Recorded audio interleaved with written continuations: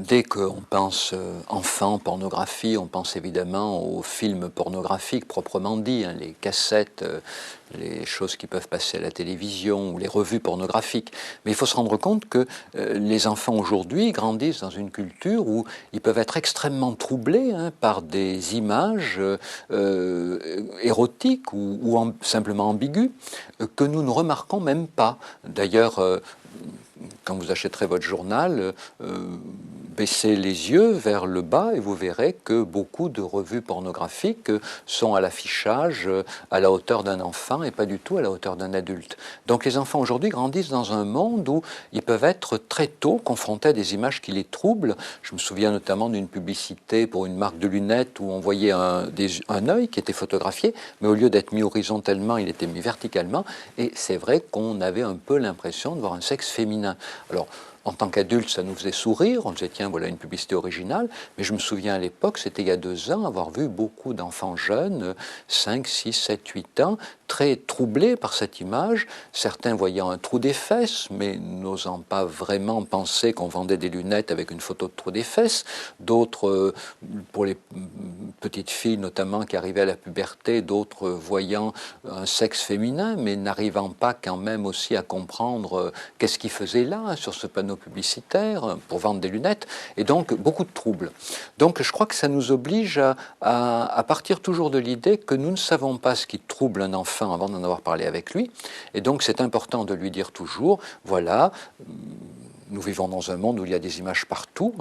la publicité, la télévision, donc certaines de ces images, moi, me troublent parfois, donc c'est normal que certaines d'entre elles te troublent, toi aussi, parfois, et donc si ça t'arrive, eh ben, dis-le-moi, comme ça, ben, je te dirai si ça me trouble aussi, et puis on pourra en parler. Donc ça, déjà, je crois que si on met ça en place, l'enfant se développe en étant sûr de trouver un interlocuteur, c'est important. Alors, il ne faut pas minimiser pour autant l'impact des images pornographiques proprement dites, et là, je crois aussi que la meilleure façon de faire, c'est de préparer l'enfant à ce qu'il peut voir, parce que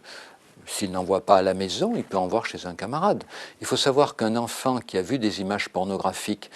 par exemple parce qu'il a surpris ses parents en train de regarder ou parce qu'un grand frère lui en a montré, eh bien un tel enfant ne va avoir qu'une idée en tête, c'est de la montrer aux camarades de son âge. Parce qu'un enfant de 5-6 ans qui a vu des images pornographiques en est tellement ébranlé qu'il n'a qu'une idée en tête, c'est d'essayer de les montrer à des copains pour voir si ses copains sont autant ébranlés que lui. Donc il faut savoir qu'il suffit qu'un enfant dans une classe ait vu des images pornographiques pour que souvent il y en ait beaucoup d'autres qui finissent par les voir. Donc évidemment là aussi il faut préparer l'enfant. Et je crois qu'il ne faut pas hésiter à lui dire qu'il peut voir des images de messieurs, de dames, tout nus, faisant des choses un peu bizarres, un peu étranges avec leur sexe, ou si l'enfant est plus petit, avec leur zizi, avec leurs zézettes. Mais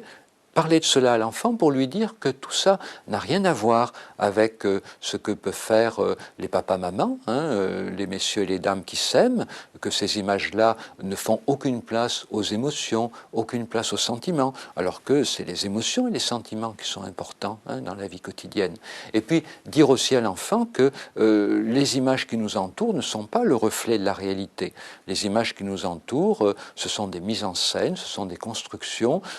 qui peuvent parfois nous faire rêver ou parfois nous donner des cauchemars, mais en tout cas, il faut élever l'enfant aujourd'hui dans l'idée que les images ne sont jamais un reflet de la réalité,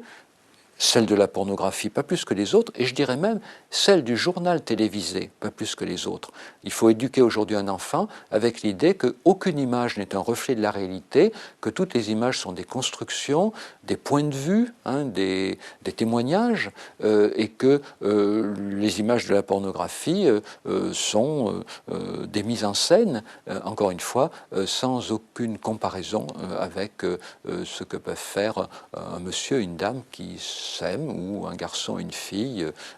qui ont des sentiments l'un pour l'autre. Alors évidemment, l'enfant aura quand même à s'accommoder de ce qu'il va découvrir, mais je crois qu'il le découvrira dans de meilleures conditions, et puis surtout en ayant la possibilité de s'en ouvrir à un interlocuteur adulte si ça lui arrivait.